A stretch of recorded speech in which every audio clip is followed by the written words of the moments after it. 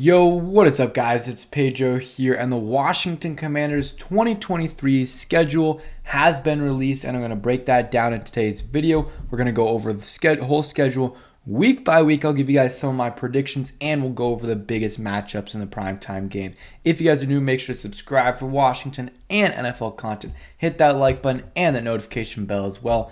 All three of those things help out a ton. Okay, so it has finally been released. People have been waiting for a while. We've known the opponents for a while, but now we finally get the dates and everything and, some of the time. So real quick, let's go through it. So the preseason is the Browns, Ravens, and Bengals. And you open it up at home against the Arizona Cardinals. Not a, gimme, because there's no gimmies in the NFL, but the Arizona Cardinals you're probably not gonna be a great football team. Don't like Jonathan Gannon as a head coach. Kyler Murray's gonna be out week 1, so that's the best possible game you could hope for in terms of the closest thing you're gonna get to a win. So that one should be a good game for the Commanders. The NFL clearly wants them to start the post Snyder era to start out on a good note for the Washington Commanders. Then you go away to the Denver Broncos, Russell Wilson against the Commanders. Then you got the Bills at home, then the Eagles away, Bears at home. I believe that is the Thursday night game. Then you go to Atlanta, play them, baby. It's Taylor Heineke. Then you go to New York, and then you play the Eagles at home right before Halloween. Then you go to New England, Seattle, so that'll be a long trip for them, but should be all right. Then they play at home against the New York Giants. Then go on Thanksgiving. They will be playing the Dallas Cowboys, obviously at Dallas. Then Miami at home. Then you got a bye, week 14 bye, so same thing as last time. And I'll talk about why I actually do like the week 14 bye for the Commanders. You come off the bye, play the LA Rams, who I don't think will be that good this year. Then on Christmas Eve, you play the New York Jets, will be a very, very tough game. Then you got the 49ers, and you close it out with the Cowboys, which is the exact same order as last year, which is very interesting. I believe, actually, no, never mind. They play the 49ers, Browns, then Cowboys, but still interesting for sure there. So let's talk about some of the takeaways. First off, Commanders don't have a single Sunday night game. That is not a huge surprise, but they usually don't have Sunday night games. Then you go to Monday night.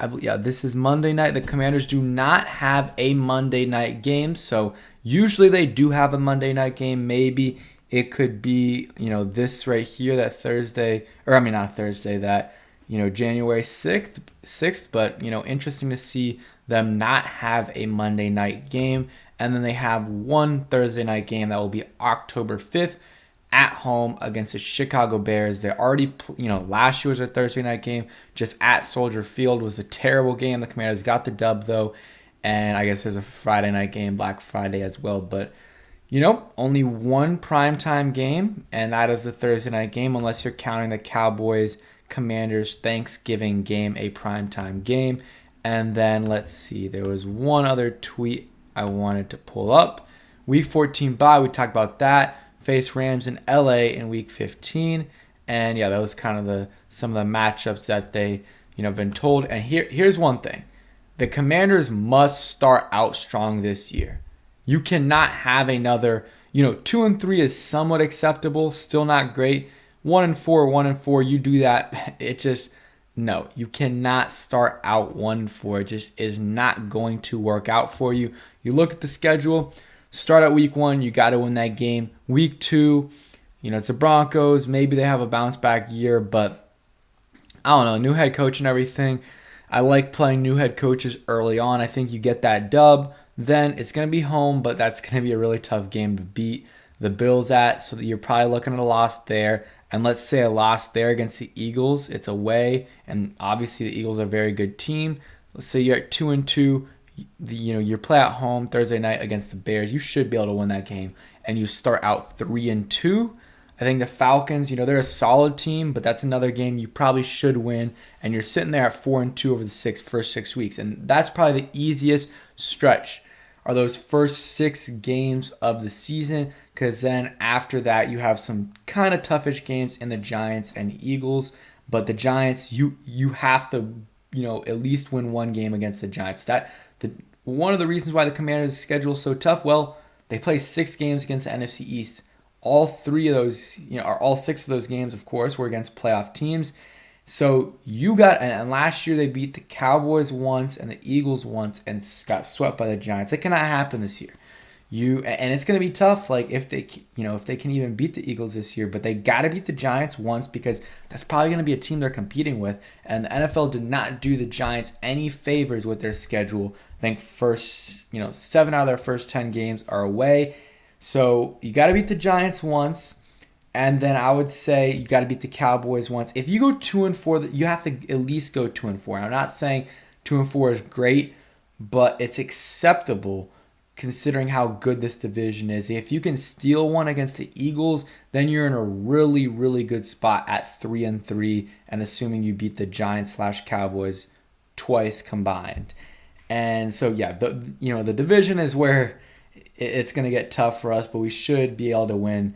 Or hopefully win 2 games there. The hardest stretch, I guess, would be, I don't know, right here, week 10 to week 18. I mean, you play the Seahawks, who are a playoff team, Giants, who are a playoff team, the Cowboys, who are a playoff team, the Dolphins, who are a playoff team, the Rams, which will be the easiest game in the stretch. Then you play the Jets, who were not a playoff team, but they added Aaron Rodgers to the mix, and the 49ers, who are one of the best rosters in the NFL.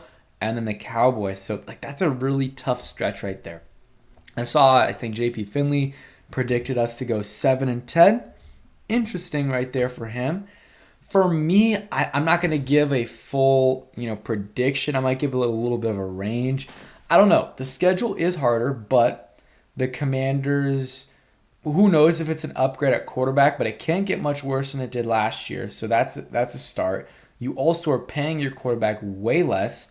And if he doesn't do well, if Sam Howell's not the answer, well, Ron Rivera will probably turn to Jacoby Brissett, who will definitely be better than what they had last year. But I still have faith in Sam Howell that he can get the job done.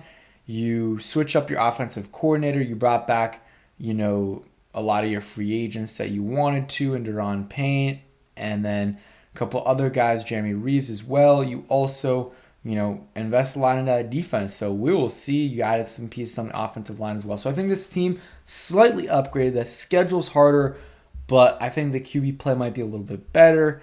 And then you also, again, upgraded an offensive coordinator. This is a big year for them. I mean, Ron Rivera, he's probably going to be gone after this year unless he has a huge, huge year. So I'm not going to predict 10, 11 wins like some people are. But I'll probably... If I had to guess right now, I'm thinking 8, 9 wins just because of the schedule. I think this team is better than it was last year, but I think the schedule, it wasn't easy. Going into the season, I think they had one of the easiest rankings, but at the end of the year, if you really looked at the teams, it was much harder than most people thought it would be. The Jacksonville Jaguars were a team that it was a number 1 overall pick, and they ended up being a really good team, or not a really good team, but a good team. Same thing with the Lions. They were a solid team, but they were the number 2 overall pick. Who knows, though? The Commanders could get lucky and play teams at the right time, like they are with the Arizona Cardinals right there. That is a good time to play them. They're not going to have Kyler Murray, and that should be a win. We'll see with some of these other guys, obviously not hoping for injuries or anything, but sometimes you play a team at the right time. They have an injury or two at the quarterback position or other positions, or it's just a bad week for them, and that works out for that team. For the Commanders, could happen. We will see. So I think my prediction right now, 8, 9 wins. I could see more. It just depends on how. I don't see this team going lower than 7 wins because this defense is really, really solid in my opinion. They were top 7 last year.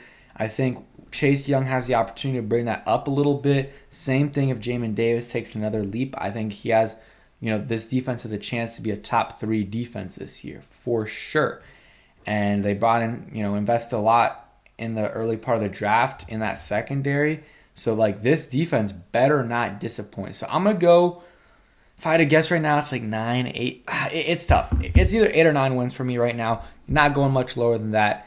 And yeah, I think 10 is probably the highest I would go. I'm probably not going to predict that unless they make some moves. I still think they need to adjust the linebacker position a little bit, maybe add some other pieces as well. But, it's a solid roster, and, we cannot get off to a slow start like they have in the past. Absolutely cannot. And that is, Ron Rivera's done it the first 3 years. So you gotta realistically gotta win 3 out of those first 5, because that's your easiest stretch right there, and including that Falcons game, that's your easiest 6 games right there. If you can go 4-2 there, and find a way to get 5 wins in those other games, which if we look at it, like, can they get 5 wins? One of the 2 against the Giants, I think they could do that. 1 game against the Patriots, I think that's probably one of their easiest games here, so that puts you at 2 wins. And then let's say they beat the Rams, that puts you at 3. And let's say they get a game against the Cowboys/Eagles, one of those 4, that puts you at 4 wins. So then you got to really win 1 out of these 5, or one of these games. Sorry, the 49ers, the Jets, the Dolphins, or the Seahawks. And I mean, I guess you can throw the Bills in there if you really want to. That's really what it's going to come down to. If they can get to 9 wins, they'll probably make the playoffs. And yeah, so that is it for today's video. Hope you guys did enjoy. If you did, hit that like button, subscribe if you guys are new, and peace.